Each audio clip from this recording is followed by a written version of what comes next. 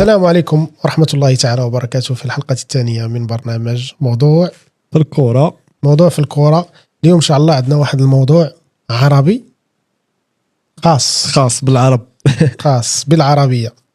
مرحبا السي عصام، كي داير؟ لاباس عليك؟ بخير؟ شنو مزيان؟ الحمد لله. كي انت بخير؟ الله يحفظك. اليوم إن شاء الله شنو الموضوع اللي عندنا؟ تاريخ كأس العرب، المنتخبات اللي مشاركين فيها. ندوي شويه على المنتخب الوطني ايضا، التشكيله واللاعبين اللي غيكونوا ان شاء الله، وتنتمنوا الحلقه تنول الاعجاب. دونك غادي نهضروا على جميع ما يخص هذا كأس العرب، نبدا من A til Z. داكور. فيه واحد الفقره غتكون شيقه ان شاء الله، واحد المنافسه هي شرسه مؤخرا كاينه في وسائل التواصل الاجتماعي ما بين عرب افريقيا وعرب اسيا. هذا النقاش هذا نشوفوا الحيثيات ديالو ان شاء الله. دونك باش غنبداو السي عصام، درنا واحد التعريف بهاد كاس العرب، كيفاش بدا، منين جا؟ عندك عليه شي معلومات؟ كأس العرب هي مسابقة دولية طرقت سنة 1963. كانت أول نسخة كانت تلعبات في لبنان، هذا هو البلد المستضيف، ومن بعد اندرجت تحت لواء الاتحاد العربي لكرة القدم سنة 74، وتنظمها حاليا الاتحاد الدولي لكرة القدم فيفا من 2021 النسخة اللي فاتت. وتتنافس على المنتخبات الأعضاء في الاتحادين، سواء الآسيوي أو الأفريقي، منتخبات العربية بطبيعة الحال. واخا نبداو من البداية. 1963 قلت لي ياك؟ هذه النسخة هذه دارت في لبنان، هي اللي دارت الاستضافة ديالها، والفكرة ديالها بدات من لبنان. واش كانوا العرب كاملين مشاركين ولا كانوا بعض الفروق؟ هذيك المنافسه كانت مشاركه 5 دول عربيه. يعني البطوله الاولى اللي دارت يعني سنه 1963 كانوا فيها 5 ديال الفراقي. شكون في نظرك الفراقي اللي كان؟ كاين لبنان بلد مستضيف، وكاين تونس وشكون الفرق الاخرى؟ كان تونس وسوريا ولبنان والأردن والكويت، كانوا 5 الفراقي. بطولة مصغرة. سوريا والأردن والكويت. وي. كانوا إضافة إلى تونس ولبنان. تونس هي الوحيدة اللي كانت ديك الساعة. أنا عاقل على تونس حيت هما البطل. ولبنان هما اللي دونك هو الفريق الوحيد الأفريقي اللي كان مشارك وداها بطبيعة الحال، ولا تونس هي أول فريق عربي تيفوز في البطولة العربية وتيفوز بها. دونك هي اللي تفوز بأول لقاء، في نفس الوقت هي البلد الاولاني تيفوز بالبطوله.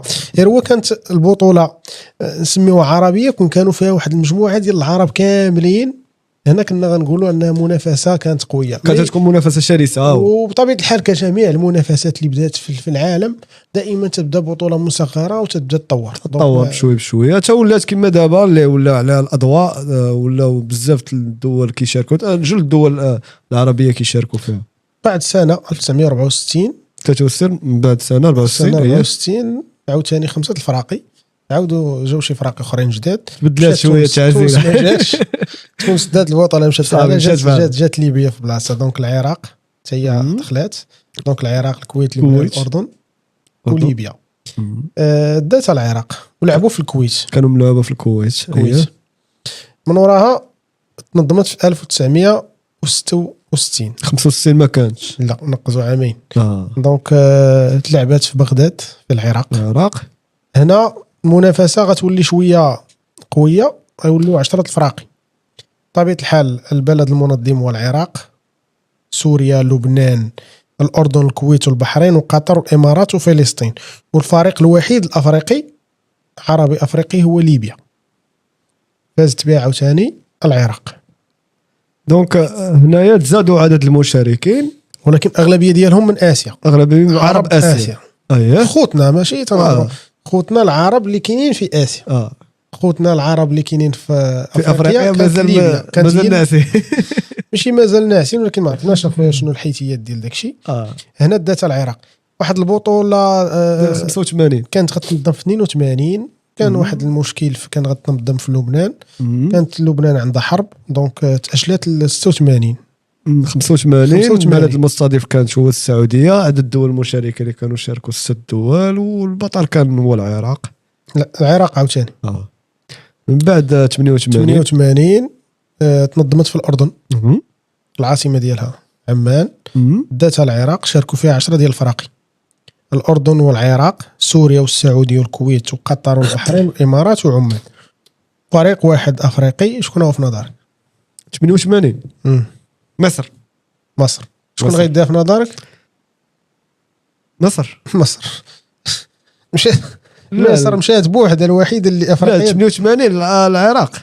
لا 88 البطل كان هو العراق. وي عندك الصح. 92 باش داو مصر. وي متفق معك. وي تسحب الكلام. المهم البطل هو العراق. باقي هما العراق. مصر شاركت في 92 ما لعبوش في داتها في 92 وشاركت في 88 ولكن ما داتش. دونك العراق كانت مسيطرة. ياه واخا ندوزو النسخة 92 فاز فيها مصر. شاركت فيها طبعا مصر، أيه. سوريا والسعودية والكويت والأردن والبحرين. دونك لحد الآن هاد النسخ كاملين ماكسيموم 10. لا من غير العدد. الدول العربية الأفريقية كنت تشارك وحدة. ما كانتش كتفوت وحدة. عرب أفريقيا. كملوا.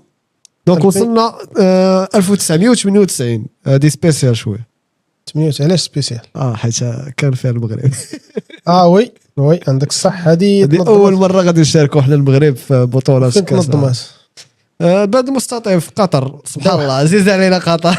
ديما غادي قطر. دونك شكون يشارك بطبيعة الحال؟ قطر، السعودية والإمارات. عرفت شركة 12 كانت هذيك الوقت أكثر نسخة عرفت مشاركة دول 12 فرقة. تقدر تقول لنا الدول. واخا قطر، السعودية والإمارات، الكويت، السودان، الأردن وعمان والبحرين وسوريا ولبنان. طبيعة الحال جوج دول من أفريقيا، السودان والمغرب. اللي فازت بها هي السعودية. 2002 في الكويت دات السعودية، شاركوا فيها عاوتاني نقصوا جوج فراق 10 اللي شاركت فيها السعودية والأردن والبحرين الكويت والعراق سوريا والسودان لبنان ليبيا والمنتخب المغربي. داتها السعودية 2012. هذه آخر نسخة على ما أظن تحت ما يسمى بالاتحاد العربي. دونك هنايا شاركوا فيها 11 فريق. ما عرفتش انا كيفاش داروا لها 11 فريق. لا كانت واحد المجموعه كانت ناقصه لعبوا فيها غير 3. دابا راه ماشي المشكله ديال الاقصائيات، هذا ما تيتاهلش. كانوا بعض الفروق اللي تنسحبوا، كانوا بعض المشاكل سياسيه ما بين الدول هي اللي خلات بعض الفرق ما تبغيش تشارك. ندويو علاش ولاو. ما لاحظتيش واحد القضيه ان الجزائر لحد الان ما شاركت حتى في شي بطوله هنايا. دونك البطوله الوحيده اللي شاركت فيها هي اللي من وراء هذه النسخه هذه مني ولات الفيفا. غنهضروا عليها. دونك 2012 نظمت في السعوديه، المنتخب المغربي تيفوز بها. اول لقب عنده عربي بعد جوج مشاركات قبل استطاع انه المشاركه الثالثه انه يحقق. بطبيعه الحال البلد المنظم والسعوديه والعراق، ليبيا من افريقيا والبحرين، فلسطين، لبنان، اليمن، الامارات. واول مره تتشارك السودان. ثاني مره كانوا شاركوا في 98. وي السودان والكويت. هنا اول مره تتفوز المغرب. عندك شي معلومه على هذا الفريق هذا؟ معلومات واخا عطينا المغرب شكون، عطيني الله يرضي عليك نشوف. واخا باش ندويو على هذيك ليبوك اللي دينا فيها النسخه اللي تالق فيها المنتخب وكانت فيها هي في سنه 2012 بقياده المدرب انذاك إريك غيريتس. كانت التشكيله ديال المنتخب عرفت تالق العديد من اللاعبين ديال البطوله هما اللي كانوا لاعبين، ما كانش يعني شي محترفين. تالق اسماء كياسين الصالحي اللي دا هداف الدوره الرجاوي. هداف الدوره كان ديك الساعه كيلعب في الرجاء. كان ابراهيم البحري، كان مصطفى المراني، كان بن جلون، يعني بزاف اللعابه من البطوله الوطنيه. لاعبين البطوله الوطنيه. عزيز الكناني اللي كان حارس مرمى وكان تصدى ل3 ركلات جزاء في مباراه النهائيه امام ليبيا. يعني كان باركور زوين ديال المنتخب. لو رجعنا للمجموعات، المغرب كان في مجموعه ديال البحرين وليبيا اللي عندنا التقينا معها في الفينال، واليمن اكتسحوا البحرين 4-0.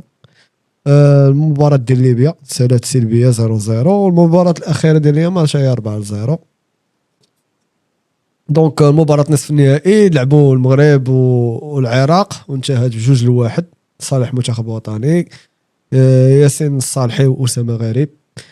ومباراة نهائية سالات في الوقت ديالها الأصلي، كانت سالات 1-1. و كما قلنا عزيز كيناني تألق وسط ضربات جزاء ودينا بينالتيات. جبنا باش البطوله الوحيده لحد الان للفريق الوطني المغربي. من بعد اخويا دازت واحد المده طويله جات الفيفا شدات البطوله من بعد 9 سنين تنظيم محكم في قطر. 4 ديال المجموعات، فرق قويه، بطوله كانت قويه، جمهور كان تبارك الله، الجمهور خاصه المغربي كان جمهور قوي. لا جميع الجماهير العربيه كانت في البطوله اللي فازت بها كما تعرف. نظن هي اقوى بطوله كانت في بطوله كاس العرب من نهار بدات. بطبيعه الحال، حيت كاين تنظيم، كاين ملاعب قويه، كانت عدد المشاركين، كانت قطر تتساعد الكاس العالم، يعني كانوا لعبوا في ملاعب من الطراز، يعني هما اللي بحال افتتحوا دوك الملاعب. دونك كانت بروفا الكاس العالم اللي كان ناجح بكل مقاييس، لا قطر لا المغرب. دونك قطر، العراق، العمان والبحرين وتونس، الامارات وسوريا وموريتانيا والسعوديه والاردن، فلسطين والجزائر، مصر، لبنان والسودان والفريق الوطني المغربي. هذوما الفرق الدول اللي كانوا مشاركين في هذه البطوله هذه اللي فازت بها الجزائر. دونك هادشي اللي كاين، هذا هو التاريخ من حتى الان. دونك في نظرك هذه البطوله هذه بجميع الفرق ديالها ما كانش شي بطوله اللي تيشاركوا فيها الفرق بزاف. دونك كان واحد الاستحواذ لبعض الفرق اللي كانت تشارك ديما، بطبيعه الحال غادي تفوز. دونك كانت العراق يعني هو اكثر فريق متوج بهذه البطوله.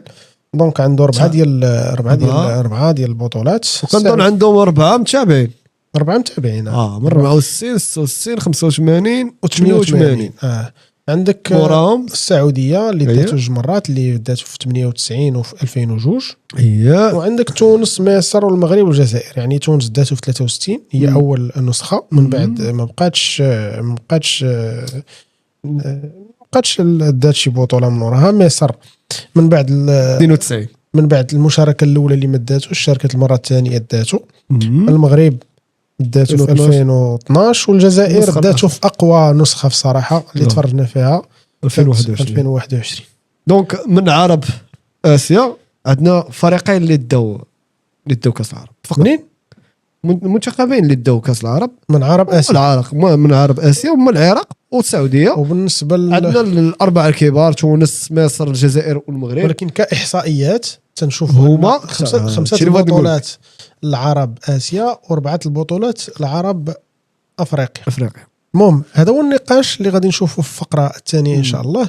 نشوفوا شنو الفرق، ولا شكون لمن كاين الغلبه، ولا شكون اقوى، واش عرب اسيا ولا عرب افريقيا. هذا هو النقاش اللي كاين دابا حاليا في مجموعه ديال القنوات ومجموعه ديال الصفحات في وسائل التواصل الاجتماعي، اللي كاين واحد النقاش حاد، شكون اقوى. دونك حنا غنناقشوا حنا من جهتنا، نشوفوا شكون وجهه النظر ديالنا بعد الفاصل. ياك السي عصام؟ مرحبا، نراكم بعد الفاصل ان شاء الله.